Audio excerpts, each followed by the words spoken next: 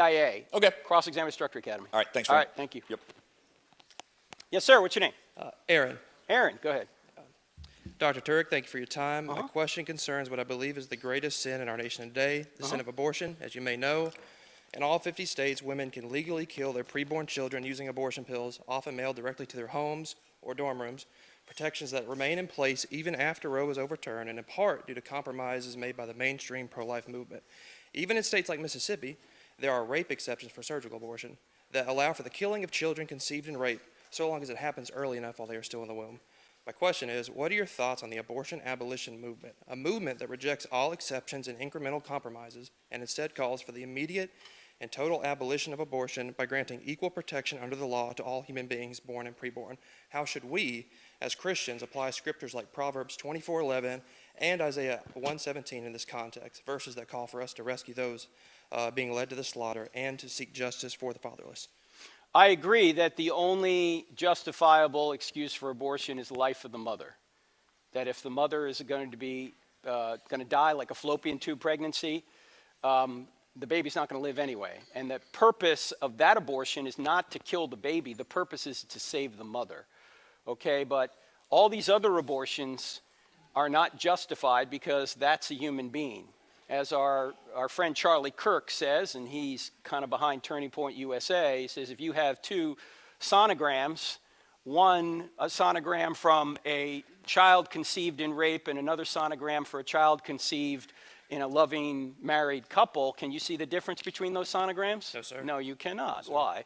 Because they're both equally human beings, so why punish the child for the sin of the father? Yeah. Oh, well, it's going to create a big problem for the mother, and I get that. The question might be, I know it's awful. My question is, if somebody reminds you of a horrible event, are you justified in killing them? Absolutely not. No, okay? So I'm with you that we should seek a complete ban on abortion except for the exception I mentioned. But I am not someone who is going to not take an incremental approach, because if I can't save all babies, I'm going to try and save some.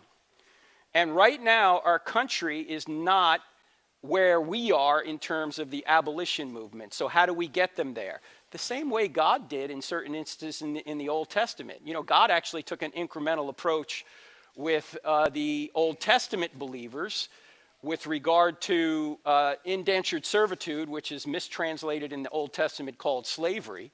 He took an incremental approach there. He also took an incremental approach on divorce, because Jesus in Matthew 19:8 says that Moses gave you a certificate of divorce because your hearts were hard, but it wasn't this way from the beginning.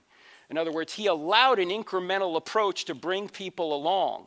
The ideal was Genesis 1. By the time you get into Exodus and Leviticus, the culture around them and even within Israel had become so corrupted that he had to take an incremental approach to get them where he wanted to get them. And I think that's the approach we need to take today. And by the way, I know that President Trump, although he's not as pro-life as I would like him to be, he's done actually more for the pro-life movement in terms of preventing abortions than anybody else has. And I think, as I just read the other day, he's about to defund Planned Parenthood to his, as far as he can do so, through executive order. But I'm telling you, it's not President Trump's fault that the country isn't as pro-life as it should be. I put the blame at the foot of the church. Oh, yeah. Because the church has to drive this issue, not politicians. If the church does drive the issue and gets people to demand of their politicians a pro-life view, then it will happen. But it's not going to happen before then. Does that make sense? Yes, sir. All right. I'm not going to argue with it, but hey, thank you for taking my question. Okay, thank you. Appreciate it.